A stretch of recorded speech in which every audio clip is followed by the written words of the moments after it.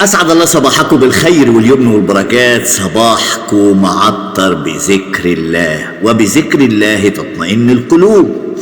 وكلمتين النهاردة بنتكلم عن الاقتصاد والجنيه المصري، الجنيه اللي راح إلى أسفل السافلين.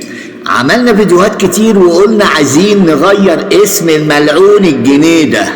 محدش سأل ومحدش من الاقتصاديين والبنك المركزي ووزارة المالية والناس اللي هي أساسهم شغلها العملة.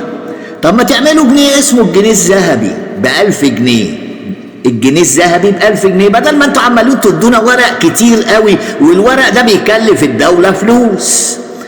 وعمالين يعني لما يكون في قيمة عندنا جنيه عملة أعلى من الدولار، النفسية هترتاح يا بني آدمين، نفسية الشعب المصري هترتاح.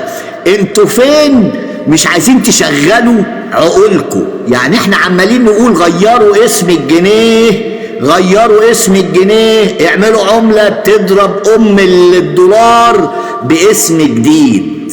يا جدعان ده احنا كان عندنا النكلة والمليم والتعريفة والقرش والعشرة ساغ والخمسة ساغ والربع جنيه، كل ده انتهى وراح وانتهى. النهاردة الجنيه بقيمة المليم، يعني النهاردة الجنيه بقيمة المليم. عارفين يعني ايه الجنيه بقيمة المليم؟ طب بقى مش عايز تغير اسم الجنيه، اكتب يا عم، هات جنيه كده روقه وخلي شكله جميل كده وحلو كده، واكتب عليه الجنيه الذهبي المصري، الجنيه الفضي المصري. اسمنا اللي ماسك اللي معاه جنيه يبقى ليه قيمه. انما كده الجنيه ده ملهوش قيمه، خلاص بقى عامل زي النكله والمليم. حرام عليكم، ارحمونا، اشغلوا الانفخ شويه. انتوا ايه وضرتونا يا بشر.